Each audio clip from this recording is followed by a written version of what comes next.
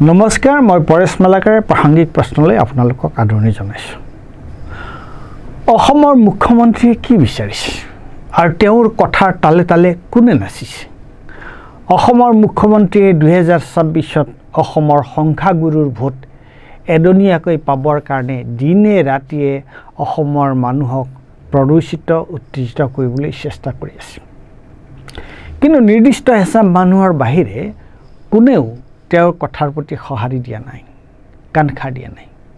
মুখ্যমন্ত্ৰীৰ কথাখিনি যদি আমি সহজ সৰলকৈ ব্যাখ্যা কৰোঁ, তাৰ অৰ্থ কি হয়? তাৰ অৰ্থ হয়, মই অসমৰ মানুহৰ যিবোৰ মৌলিক সমস্যা সেইবোৰ সমাধান কৰিব পৰা নাই। কিয় পৰা নাই? আচলতে অসমৰ সাধাৰণ মানুহৰ মৌলিক সমস্যা সমাধান কৰাৰ বাবে যি দৃষ্টিভংগী আৰু উপলব্ধিৰ প্ৰয়োজন সেইটো মোৰ নাই। কিন্তু মোক ক্ষমতা লাগে। মই নিজে আকৌ মুখ্যমন্ত্ৰী হ'ব বিচাৰোঁ আৰু মোৰ সমৰ্থকসকল এবেলে হৈ জিকি অহাটো মই বিচাৰোঁ, যাতে তেওঁলোকে মোক মুখ্যমন্ত্ৰী হিচাপে বাছে। গতিকে মই যিকোনো প্ৰকাৰে নিৰ্বাচনত জিকিবই লাগিব। মই মানে বিজেপি দলটো। এতিয়া অসমত নিৰ্বাচন জিকাৰ একমাত্ৰ ৰাস্তা হিন্দু ভোট বিজেপিৰ বাবে এদনীয়াকৈ ৰখা আৰু যিকোনো প্ৰকাৰে সংখ্যালঘু ধৰ্মীয় মুছলমানৰ ভোট বিভাজন কৰা। বিৰোধীবোৰে কৈ থাকে অসমৰ মূল সমস্যা মূল্য বৃদ্ধি, কৰ্মসংস্থাপনহীনতা, ভূমিহীনৰ ভূমিৰ অধিকাৰ আৰু কিবা কিবি। সেইবোৰ সমস্যা কেনেকৈ সমাধান কৰিব লাগে মই নাজানো। কিন্তু বাংলাদেশীৰ কথা কৈ যে পৰিস্থিতি কিছু উত্তেজিত কৰিব পাৰি, উজনিৰ অসমীয়া মানুহৰ মাজত কিছু হ'লেও ভয় এটা সোমোৱাই দিব পাৰি, সেইটো মই জানো। আৰু এটা কথা, বিৰোধীবোৰে খিলঞ্জীয়াৰ ৰক্ষা কৱচৰ কথা কৈ আছে বা বিদেশী নাগৰিকৰ সমস্যাৰ সমাধানৰ কথা কৈ আছে। অসম চুক্তিৰ ৬ নং ধাৰা আৰু বিপ্লৱ শৰ্মা কমিটিৰ পৰামৰ্শৰ ভিত্তিত ইচ্ছা কৰিলে তাৰ এটা সমাধান আমি নিশ্চয় উলিয়াব পাৰোঁ। কিন্তু এই সমস্যাটোৰ সমাধান কৰিলে এটা বৰ ডাঙৰ সমস্যা হ'ব, অইন এটা ডাঙৰ সমস্যা হ'ব। তেতিয়া বিদেশীৰ ভয় দেখুৱাই, পমুৱাৰ ভয় দেখুৱাই ভোট বিচৰা ৰাজনীতিৰ অন্ত নপৰিব জানো? আচলতে বিদেশী নাগৰিক বা পমুৱা মুছলমানৰ সমস্যাটো চাবলৈ গ'লে আমাৰ কাৰণে এটা আশীৰ্বাদ। অসমৰ সকলো সমস্যাৰ কাৰণে আমি তেওঁলোকক জগৰীয়া কৰিব পাৰোঁ। সেইটোকে ইফাল সিফাল কৰি আমি ৰাজনীতি কৰিব পাৰোঁ। আমাৰ লগত থকা অসম গণ পৰিষদ দলেও ৰাজনীতি কৰিব পাৰে আৰু সদৌ অসম ছাত্ৰ সন্থায়ো সদায় নিজকে প্ৰাসংগিক কৰি ৰাখিব পাৰে।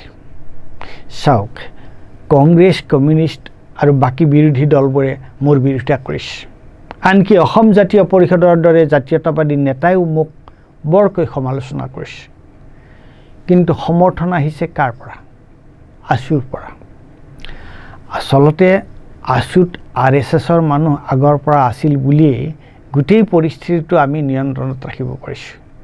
গতিকে ৰাইজ, আচল কথাটো হৈছে এইটো। সেইকাৰণে মুখ্যমন্ত্ৰী ডাঙৰীয়াই এবাৰ বন্দুক দিয়াৰ কথা কয়, এবাৰ বিস্ফোৰক পৰিস্থিতিৰ কথা কয়, কিন্তু তেওঁৰ দালি গলা নাই। ইমান কিবা কিবি কৈ থকাৰ পিছতো এতিয়ালৈকে ক'তো কোনো উত্তেজনাৰ সৃষ্টি হোৱা নাই। কোনেও বন্দুক দিয়াক লৈ উচ্চবাচ্য কৰি আনন্দত কিলি পৰা নাই। কিয় এইটো হোৱা নাই? সাধাৰণ মানুহৰ সৰহ সংখ্যকে নিজৰ অভিজ্ঞতাৰ পৰা কথাবোৰ বুজিছে, শিকিছে। পমুৱা মুছলমানৰ আবভাৱ চাবেক অসমীয়াৰ লগত নিমিলিল বুলিয়ে তেওঁলোকক যে কাটি মাৰি আমি শাস্তাং কৰিব নোৱাৰোঁ, সেইটো অসমীয়া মানুহে বুজিছে। বেদখল হোৱা নাই নেকি? হৈছে ক'ৰবাত ক'ৰবাত, কিন্তু বেদখলী মানেই বিদেশী নহয়। আৰু অবৈধ বেদখল আৰু আদানী, আম্বানী, ৰামদেৱ আৰু মন্ত্ৰী MLAৰ বৈধ বেদখলৰ কথাটো ৰাইজে নেদেখাকৈ আছেনে?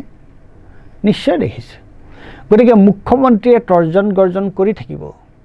আমি সেই তৰ্জন গৰ্জনত গলি যাব নালাগিব। আমি সাধাৰণ মানুহে আমাৰ দৃষ্টি আমাৰ মৌলিক সমস্যাতে ৰাখিব লাগিব